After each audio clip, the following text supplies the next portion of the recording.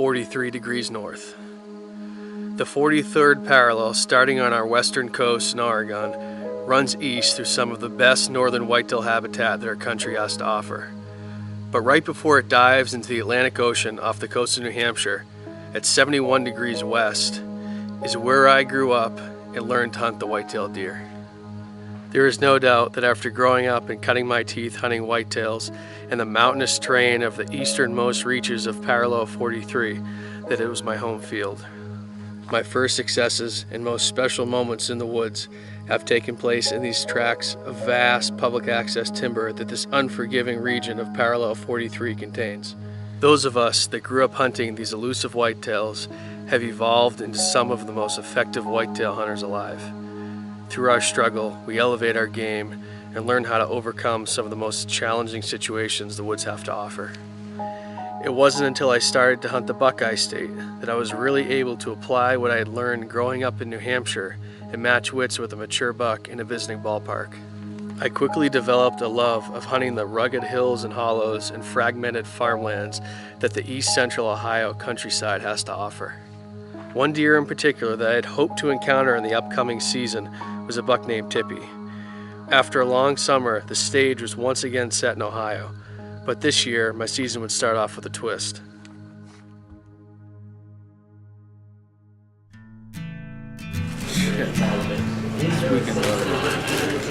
It was pretty high 70s last time I was here. I mean, it's pretty hot. Middle of the week's good. I've been down, but not today. I've been lost, but found my way. Now I'm coming home. Coming home. I've been tricked, turned upside down. Now I'm flipped back, right way round. Made a clean getaway. Clean getaway. Oh, these old chains can't hold me. Well, I hiked up this mountain here to glass those bucks Ross saw last night, and they're actually out in this hayfield behind me in the bottom. They came out with probably an hour or an hour and a half of shooting light left, so that's a good sign. I'd like to try to show you them, but there's no way this lens can reach that far. It's probably about 5 to 800 yards, not exactly sure, but there's 4 bucks. 2 are probably bucks I'd shoot.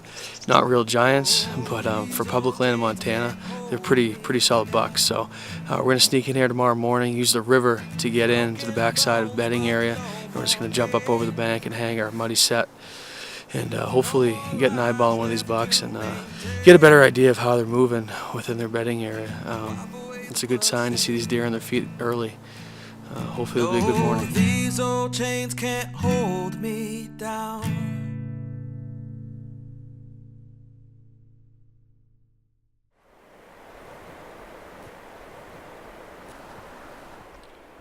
He's not a giant, but I'm gonna shoot him. It's about I think he's that good one that I saw yesterday.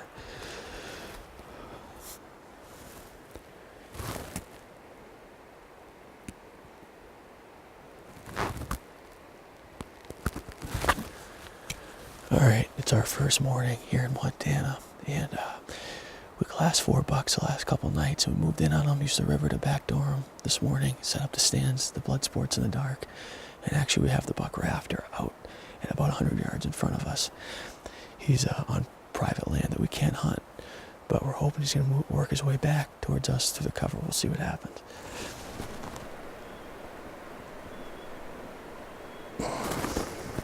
We just need to watch him and see where he goes, that's all. He can't cross the ditch on my left without me seeing him. So I think he might just bed down right there.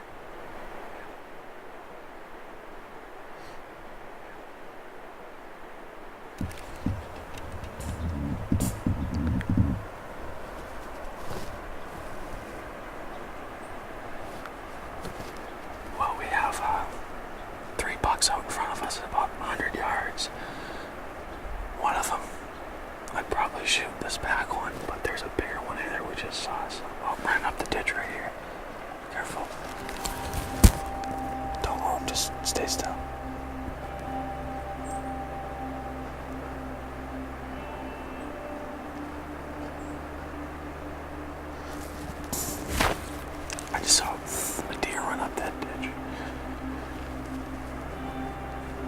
Yeah, the front buck is a buck we saw yesterday morning. The back buck is a chocker rack buck. He's like probably the smallest of the three.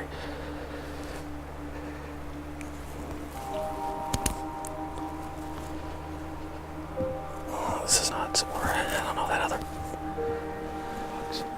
Dude, they're fighting like crazy. You should get that.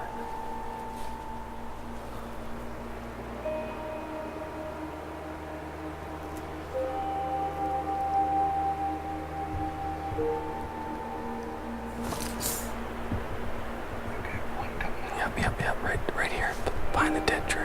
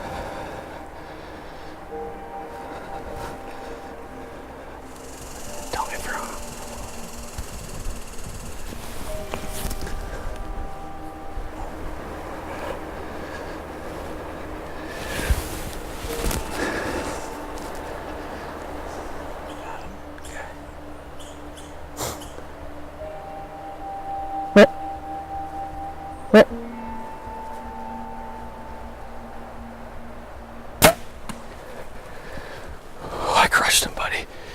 Oh.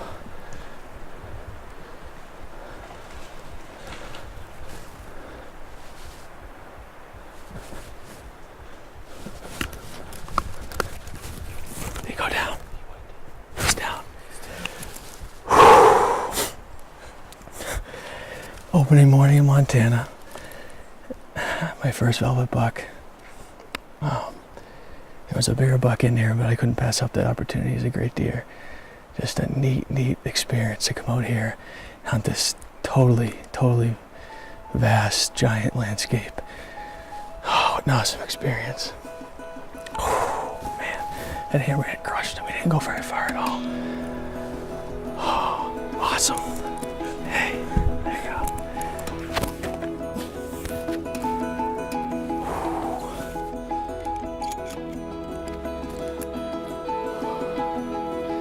Oh, we just got out of the tree. I think we saw that buck go down, so I'll go grab my arrow and then we'll put our hands on him.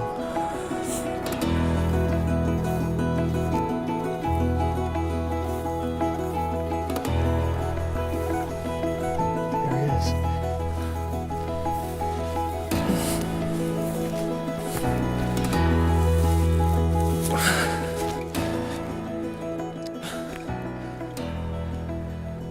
Awesome, full velvet.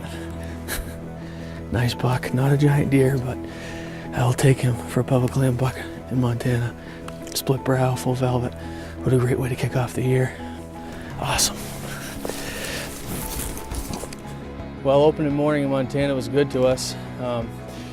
We've been watching this buck and 3 others for the last couple of days. I was actually up on one of these big mountains last night. The last time I saw him come out, I'm very pleased with him. He's a great, beautiful buck. Still has his early season coat. So we're going to have to actually drag him up the river to get in, or to get him back to the vehicle. The spot we're hunting, we actually waded up the river this morning with our blood sports in the dark.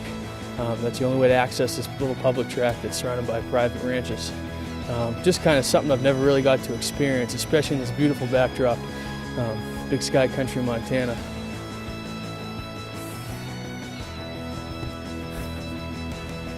That's cool.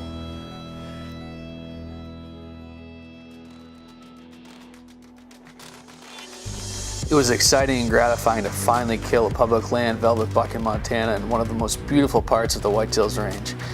I couldn't help but wonder what the rest of the season would bring. I began to turn my focus to Ohio, wondering if all the off-season preparation was about to pay off.